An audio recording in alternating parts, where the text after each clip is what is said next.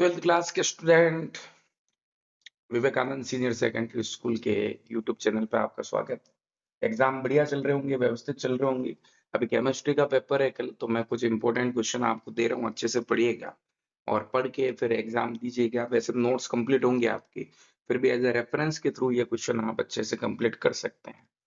पहला लेसन है मेरी तरफ से, मोलरता की परिभाषा लिखते हुए उदाहरण हल करने हैं आपको। एक उदाहरण देना, भाई मोलरता किसे कहते हैं उसको आपको एक्सप्लेन करना, और दो एग्जांपल है आपकी किताब के न्यूमेरिकल 1.3 और 1.2।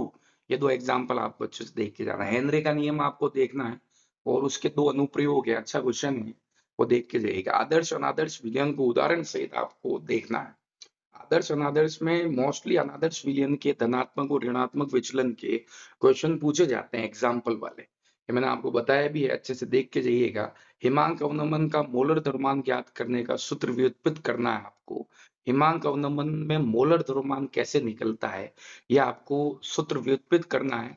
और एक उदाहरण है, उदाहरण नंबर 1.6 और 1.10 किताब का, बीच में से उसको आप सोल्व करके जाइएगा। राउल्ट का नियम अच्छे से समझ के जाइएगा, क्वेश्चन 1 नंबर में आ सकता है। पराशर अंदाज किसे कहते हैं, उदाहरण आपको बताने। 1.11 का जो किताब का उदाहरण है 1.11 वाला, वो अच्छे से सोल्व करके जाइएगा। न्यूमेरिकल क्वेश्चन आपके उठेंगे तो इन्हीं के इर्द गिर्द उठेंगे, इसका विशेष ध्यान रखिएगा। ये लेसन नंबर 1 है जो सोल्यूशन है। दूसरा लेसन है आपका, जो मैं आपको बता देता हूँ, इलेक्ट्रोकेमिस्ट्री से रिलेटेड। मानक hydrogen electrode, most important question है। नामांकित चित्र इसका पूछा जाता है, टर्म ऑफ कंडीशन पूछी जाती है। नर्स इक्वेशन अच्छे से आपको कंप्लीट करनी है। किताब का 2.1 और 2.2 वाला जो एग्जाम्पल है वो अच्छे से सोल्व करके जाइएगा।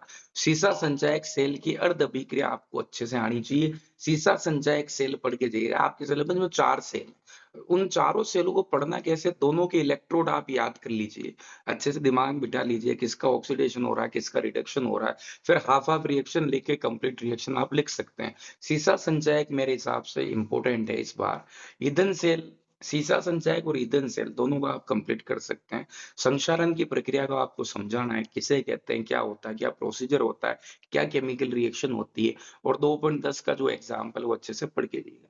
चालकता, विशिष्ट चालकता की जो मात्रक हैं, उनकी जो यूनिट्स हैं, उन यूनिट्स को आपको अच्छे से कंप्लीट करके जाना। कोलराउश के नियम की सहायता से आपको उदाहरण नंबर 2.8 को हल करना है। ये इलेक्ट्रोकेमिस्ट्री के कुछ चुनिंदा क्वेश्चन है जो मैंने आपको दिए हैं, अच्छे से दिमाग में बिठाइएगा, अच्छे से दिमाग बिठा के आगे रिप्रेजेंट कीजिएगा। फेराडे का रूल भी आप प्रथम नियम जो है उसको अच्छे से पढ़ सकते हैं, अच्छे से कंप्लीट कर सकते हैं, हो जाएगा। ये 2.10 वाला जो उदाहरण है ये फेराडे का प्रथम नियम का ही है, ध्यान रखिएगा। आगे बढ़ते हैं, आगे आता है केमिकल काइनेटिक। अभिक्रिया की कोटि और अणुसंहिता में क्या अंतर है आपको एक्सप्लेन करना है। और छद्म कोटि की अभिक्रिया क्या है, उदाहरण आपको समझाना है। स्यूडो टाइप रिएक्शन, शून्य कोटि और प्रथम कोटि और द्वितीय कोटि की अभिक्रिया की जो यूनिट है वो आपको अच्छे से दिमाग में बिठानी है। उस यूनिट पे एक आपके किताब में चार्ट भी बना हुआ, तीनों की यूनिट लिखी हुई है, उसको आप कंप्लीट करके जाइएगा। छोटा क्वेश्चन बढ़ने की प्रबल संभावना। उदाहरण 3.7 और 2.5 अच्छे से हल कीजिएगा किताब में से। संक्रियण ऊर्जा किसे कहते हैं और अभिक्रिया के वेग पर उत्प्रेरक का क्या प्रभाव है, इसे अच्छे से दिमाग में बिठा के जाइएगा। ओरेनिस इक्वेशन और टक्कर सिद्धांत को, ओरेनिस इक्वेशन देखिएगा, छोटा क्वेश्चन बन सकता है, और टक्कर सिद्धांत 1 नंबर का क्वेश्चन बन सकता है। शून्य कोटि की अभिक्रिया का वेग स्थिरांक ज्ञात करने का समाकलित सूत्र आपको अच्छे से व्युत्पत्त करना है। पूरी डेरिवेशन आपको आनी चाहिए। समाकलित अच्छे से क्लियर करना, शून्य कोटि की अभिक्रिया। और शून्य कोटि की अभिक्रिया के दो उदाहरण अच्छे से दिमाग में बिठा के जाइएगा। आगे बढ़ते हैं, चौथा चैप्टर है आपका, वो है डी और एफ ब्लॉक एलिमेंट। लेंथेनाइट संकुचन अच्छे से पढ़ के चाहिए। Mn+2 का चुंबकीय गुण ज्ञात करना, रंगीन होगा या नहीं होगा, चुंबकीय गुण और रंगीन प्रवृत्ति दोनों आपको ज्ञात करनी है। Mn+2 आयन है, ध्यान रखिएगा, +2 मतलब 2 इलेक्ट्रॉन निकलेंगे। चुंबकीय आघूर्ण ज्ञात करने का सूत्र आपको आना चाहिए। मिश्र धातु नॉट मिश्र धातु, मिश्र मेटल। आपको D block element, F block element का जो कोऑर्डिनेट है, जो प्रोडक्ट है, मिश्र मेटल, वो आपसे क्वेश्चन पूछा जा सकता है। संक्रमण तत्व और अंतराकाशी यौगिक निर्माण करते हैं। संक्रमण तत्व अंतराकाशी यौगिक का निर्माण करते हैं। अच्छा खासा अच्छा एक्सप्लेनेशन है इसका, ये आपको देके तैयार करना। संक्रमण तत्व मिश्र धातु का निर्माण करते हैं, ये भी एक अच्छा पॉइंट है, अच्छे से दिमाग में बिठा के जाइएगा। संक्रमण तत्व 3D सीरीज में अधिकतम ऑक्सीकरण अवस्था प्रदर्शित करने वाला तत्व कौन सा है, उसका नाम आपको लिखना है। Zn, Ct और Hg संक्रमण तत्व नहीं है। समझाना है। Cu+2 आयन का चुंबकीय गुण ज्ञात कीजिए। ये प्रश्न है आपके डी और एफ ब्लॉक एलिमेंट के, अच्छे से पढ़ के जाइएगा। इसके बाद अपन आगे बढ़ते हैं, आपका आता है उपसंयोजक यौगिक। लिगैंड किसे कहते हैं, पढ़ के जाइएगा। षड्दंतुक लिगैंड क्या है बताइए उदाहरण सहित। उभय दंतुक लिगैंड को उदाहरण सहित बताना है। समन्वय संख्या किसे कहते हैं, वह इसके समन्वय मंडल, इसको भी अच्छे से कंप्लीट करके जाइएगा। होमोलैप्टिक और हेट्रोलैप्टिक लिगैंड दिमाग में बिठा के जाइए। आईयूपीएसी नोमेनक्लेचर जो मैंने तीनों दे रखे हैं अच्छे से दिमाग में बिठा के जाइएगा। एक धन आयन है, एक ऋण आयन है और एक आपका नॉन कॉम्प्लेक्स पार्ट भी साथ में है। तीनों उदाहरण मैंने अच्छे से आपको करवा रखे हैं। आईयूपीएसी को दिमाग में बिठा के और प्रैक्टिस करके जाइएगा। ज्यामिति समावेता किसे कहते हैं, उदाहरण समझाना है। बंधन समावेता किसे कहते हैं, उदाहरण सहित समझाना है। सीएफटी और वीबीटी थ्योरी में दोनों एग्जाम्पल है, एक स्ट्रॉन्ग लिगेंड का है, एक वीक लिगेंड का है। इन्हें आप क्रॉस करके भी प्रैक्टिस कीजिएगा। जैसे CONH3 को CFT से भी समझाना और VBT से भी समझाना। COF6-3 को CFT से भी समझाना, VBT से भी समझाना है। थोड़ा सा दिमाग में कंसंट्रेट करके जाइएगा, अच्छा नंबर के प्रश्न आएंगे। आगे बढ़ते हैं। इसके बाद आता है हेलो एल्केन। हेलो एल्केन मतलब रिएक्शनों के चैप्टर है। नेम रिएक्शन है आपको अच्छे से कंप्लीट करके जानी है, जो चारों चैप्टर रिएक्शन के, जैसे फिंकेस्टाइन रिएक्शन है, स्वार्ट्स रिएक्शन है, सेंडमायर अभिक्रिया, हेलो एल्केन का क्वथनांक, गलनांक और विलेयता। अच्छे से फिजिकल प्रॉपर्टी देख के जाइएगा, जिसमें क्वथनांक है, आपका गलनांक है और आपकी विलेयता है। तीनों पॉइंट आपको अच्छे से एक्सप्लेन करने। SN1 और SN2 रिएक्शन को आपको एग्जाम्पल सहित समझाना है। SN1 और SN2 रिएक्शन विद मैकेनिज्म ध्यान रखिएगा। प्रतिलोमन, धारण, रेशमीकरण को एक उदाहरण सहित आपको समझाना है। केवल एक एग्जाम्पल मैंने आपको दिया था, जिसमें आप तीनों चीजों को एक ही एग्जाम्पल पर अप्लाई करके बता सकते हैं। उसके बाद सेटजेव का रूल है, छोटा क्वेश्चन बन सकता है। वुड्स फिटिंग रिएक्शन अच्छा क्वेश्चन बन सकता है। फ्रियोन के शॉर्ट नोट में क्वेश्चन आ सकता है CFC का, उसका नामकरण भी पूछा जा सकता है। इसके बाद DDT का स्ट्रक्चर बनाना भी एक अच्छा क्वेश्चन है, इसको भी आप अच्छे से कंप्लीट कीजिएगा। ये सारी नेम रिएक्शन है जो अच्छे से कंप्लीट करके जाइएगा। आगे बढ़ते हैं। एल्कोहल फिनोल ईथर, इसको ध्यान से समझिएगा। नेम रिएक्शनों में बहुत सी बार क्वेश्चन मैं जैसा बता रहा हूँ वैसे भी अध्यापक आपसे पूछ सकता है। जैसे एलिलिक एल्कोहल किसे कहते हैं, उदाहरण सहित समझाइए। तृतीयक ब्यूटिल एल्कोहल और आइसोब्यूटिल एल्कोहल की आपको संरचना बनानी है और आईयूपीएसी नोमेनक्लेचर करना है। हाइड्रोबोरेशन अभिक्रिया आपको समझानी है। एल्डिहाइड के अपचयन से एल्कोहल बनाना है। कीटोन की अभिक्रिया RMJX के साथ करानी और एल्कोहल बनाना। ये देखिए प्रश्न समझिएगा, एल्डिहाइड का अपचयन करके एल्कोहल बनाना है और कीटोन की अभिक्रिया RMJX के साथ करनी और एल्कोहल बनाना है। ध्यान रखिएगा, अगर RMJX के साथ अभिक्रिया हो रही है तो तृतीयक एल्कोहल बनेगा, और अगर वही कीटोन की अपचयन हो रहा है तो आपका द्वितीयक एल्कोहल बनेगा। ये मैंने बताया भी था, ध्यान रखिएगा। क्लोरोबेंजीन एक अच्छा प्रश्न है, क्लोरोबेंजीन से फिनोल का बनना। ये प्रश्न इस तरीके से पूछा जा सकता है। एरो के ऊपर NaOH, 623 केल्विन टेम्परेचर और 300 एटमॉस्फेरिक प्रेशर लिखा हुआ होगा। अगर ये लिखा आता है तो मतलब क्लोरोबेंजीन फिनोल में बदल रहा है। ये आपका क्लू है। तो नेम रिएक्शनों को इस तरीके से आपको याद करनी। जैसे बेंजीन सल्फोनिक एसिड से फिनोल बनता है, ये तो हो गया सीधा क्वेश्चन जो हॉट क्वेश्चन है, पूछा जा सकता है। पर ये क्वेश्चन ऐसे भी आ सकता है, ओलियम लिखा हुआ होगा A और B, या एक तरफ बेंजीन होगी एक तरफ B होगा और एरो के ऊपर ओलियम लिखा हुआ होगा। अगर ये लिखा हुआ इसका मतलब साफ है कि कौन सी रिएक्शन है, बेंजीन सल्फोनिक एसिड से फिनोल का बनना। क्यूमीन से फिनोल का बनना अच्छी रिएक्शन है। एल्कोहल के भौतिक गुणधर्म जैसे क्वथनांक हो गया, सोलिबिलिटी हो गया। जैसे जैसे नंबर ऑफ कार्बन बढ़ते जाएंगे क्वथनांक बढ़ेगा, जैसे जैसे ब्रांचेस बढ़ती जाएगी क्वथनांक घटेगा। सोलिबिलिटी हाइड्रोजन बंध के कारण होती, OH की वजह से विलेयता एल्कोहल की ज्यादा होती। ये सब आपको दिमाग में बिठाना है।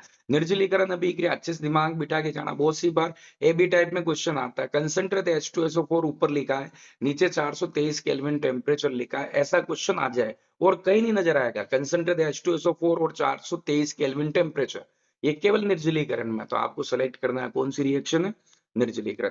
आगे बढ़ते हैं। इसके बाद ऑक्सीकरण भी अच्छी रिएक्शन है, आपको पता ही है। एल्कोहल का ऑक्सीकरण होता है एल्डिहाइड बनता है और एल्डिहाइड का ऑक्सीकरण होता है कार्बोक्सिलिक एसिड बनता है।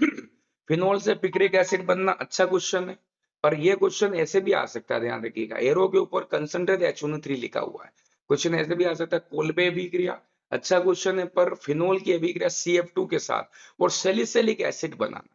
फिनोल से सैलिसिलिक एसिड कैसे बनता है, तो कौन सी रिएक्शन है, कोल्बे रिएक्शन। रायमटिमान अभिक्रिया फिनोल से सैलिसिल एल्डिहाइड कैसे बनता है, तो ये रिएक्शन है राइमर-टिमान रिएक्शन। ये सब रिएक्शन देखो नेम रिएक्शन है, इसको पूछने का तरीका अलग है, ध्यान रखिएगा। CO2 आ जाए फिनोल के साथ तो कोल्बे रिएक्शन, क्लोरोफॉर्म आ जाए फिनोल के साथ तो राइमर-टिमान रिएक्शन। विलियमसन ईथर संश्लेषण अच्छे से पढ़ के जाइएगा। सुक्रोज ग्लूकोज और फ्रक्टोज में बदलता है, कौन सा एंजाइम उपस्थित होता है, छोटा क्वेश्चन बन सकता है। फिनोल की अनुनादी संरचना आपको पढ़ के जानी और एल्कोहल का सामान्य सूत्र आपको पढ़ के जाना। इसके बाद आगे बढ़ते हैं। 8वां लेसन जो आपका एल्डिहाइड कीटोन है, रोजनमुंड अभिक्रिया ए बी टाइप में क्वेश्चन पूछा जा सकता है। पैलेडियम और बॉइलिंग जाइलिन, उबलती हुई जाइलिन, ये प्रश्न आ सकता है।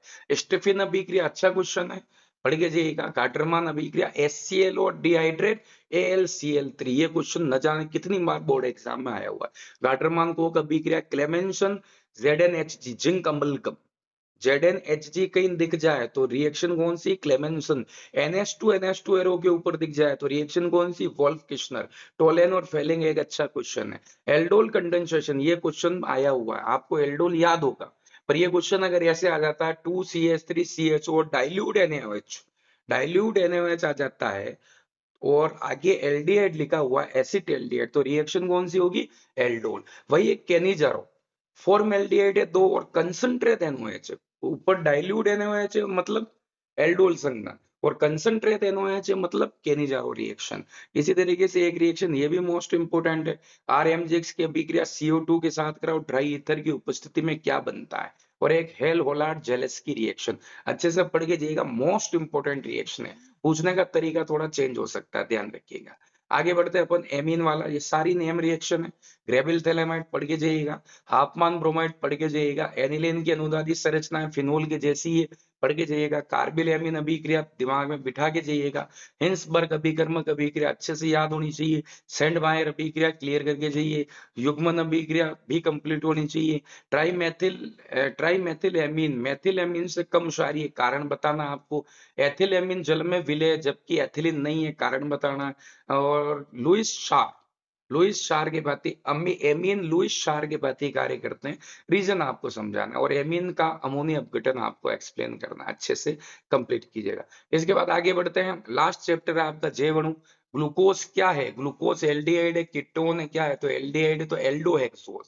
कीटोन क्या है, फ्रक्टोज क्या है आपका, कीटोन है मतलब कीटोहेक्सोज है ना।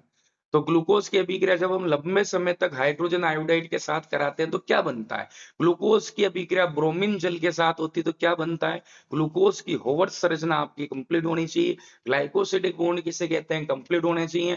फ्रक्टोज क्या है, तो वो कीटोहेक्सोज है। ज्यूटरायन किसे कहते हैं, कंप्लीट होना चाहिए। पेप्टाइड बंध क्या होता है, कंप्लीट होना चाहिए। रेशेदार और गोलीदार प्रोटीन के दो दो उदाहरण आपको याद करके जाना है, एल्ब्यूलिन हो गया, मायोसिन हो गया, किरेटिन हो गया, इंसुलिन हो गया। ये इस तरीके के प्रोटीन की कौन सी संरचना एमिनो अम्ल के क्रम को दर्शाती है, ये भी अच्छा क्वेश्चन है, प्राथमिक संरचना। प्रोटीन का विकृतीकरण होता है तो कौन सी संरचना बचती है, वो आपको एक्सप्लेन करना है। वसा और जल में विलय विटामिन के नाम बताने, ये इंपॉर्टेंट क्वेश्चन है। विटामिन E, K और B12 की कमी से कौन से रोग होते हैं, RNA और DNA में क्या अंतर है, ये आपको बताना है। न्यूक्लियोटाइड और न्यूक्लियोसाइड में क्या अंतर है, आपको एक्सप्लेन करना है। मेरे बच्चों ध्यान रखना, इस बात का क्वेश्चन वही आएंगे, नेम रिएक्शनों में कोई कंफ्यूजन मत रखना, वही क्वेश्चन पूछे जाते हैं। पर समस्या क्या होती है कि AB टाइप में क्वेश्चन पूछ लेते हैं, जब आप एग्जाम देके वापस आओगे और आपको खुद को लगेगा ये रिएक्शन मुझे याद थी पर मैं नहीं समझ पाया। इसलिए जहां कहीं भी हिंट है आपके नोट्स में, किताब में, या फिर मैंने अभी जो बताया उसमें, उस हिंट की प्रैक्टिस आपको करनी अनिवार्य है। ध्यान रखिएगा। Wish you all the best, बढ़िया एग्जाम होगा। सुबह 7:30 बजे आपको एग्जाम सेंटर पे मिलेंगे। अच्छा पेपर दीजिएगा, और ऐसा पेपर दीजिएगा जिससे क्या हो गया, जब आप घर पे वापस आए तब आपका मोटिवेशन बरकरार रहे, आपको लगे कि ठीक बात है, ये पेपर अच्छा गया तो आने वाला पेपर भी आपका बेहतर होगा। धन्यवाद, ऑल द बेस्ट।